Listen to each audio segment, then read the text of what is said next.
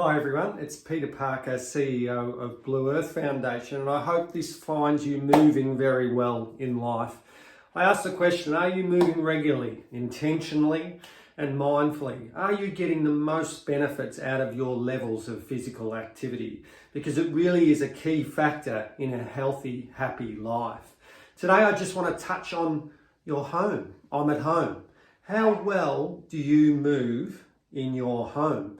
It's often a place where at our most relaxed and most comfortable, we tend to be our most sedentary and we tend to be in some really toxic positions for long periods. And I'm sure you know what I mean.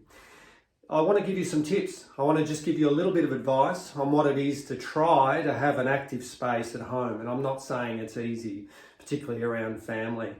One thing I'd say to you is, do you have any floor time? Do you actually get down on the ground?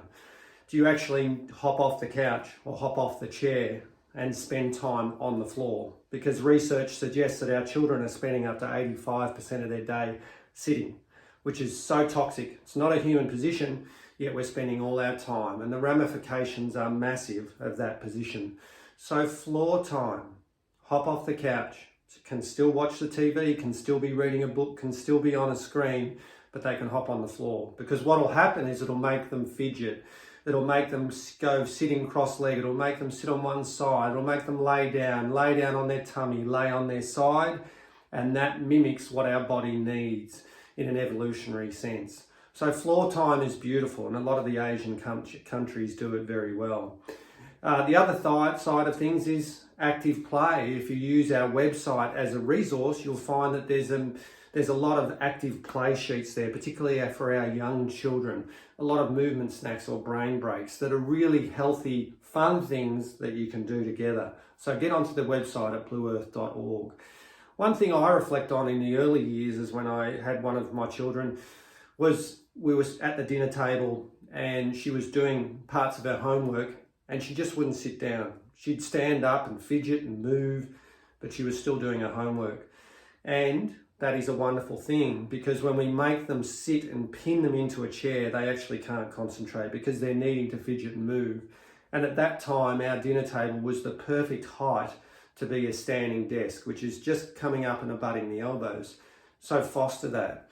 It's tricky culturally to say that we could let our kids eat their meals standing up, but remember that a child does need to fidget and does need to move, especially if they're trying to concentrate. Can actually help their learning in school.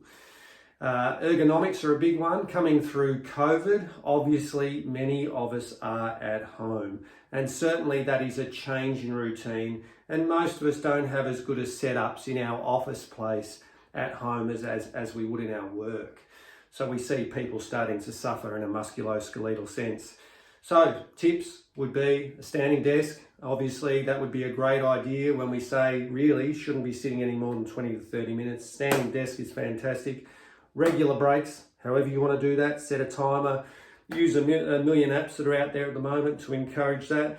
Get out and play with the dog. If you're lucky enough to have a pet, use that time. Play with the animals that you have at home, because you don't have them in the office place. So it's a benefit of being at home. So play with your pets or animals. Actively take those breaks. It is critical to break the sedentary nature of what we do. Remember that nature is critical. We've got beautiful natural light coming in here.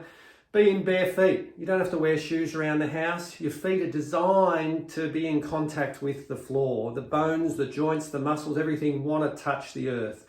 So don't wear shoes at home, really, and get outside on the grass. Get a feel for that nature, and you'll actually be surprised the sensitivity of the feet and what the effects it can have on your well-being. Bring nature in. Okay, so it's important to improve your mood and well-being by bringing pot plants and nature in. That can really lift your mood. Bring the sounds of nature in. Maybe get some of the meditation and mindfulness apps which show ocean, animals and bush sounds. The tricky one, I suppose, with children is trying to encourage quotas of outside hours to be given. Maybe they could be measured off against screen time in whatever quota you see as fit, but certainly outside time is really important, and it leads to balanced play, and it certainly could lead to also family time. which is what we saw during COVID, that families were bike riding and getting out and about, because family time is critical. There's many things you can do in the home.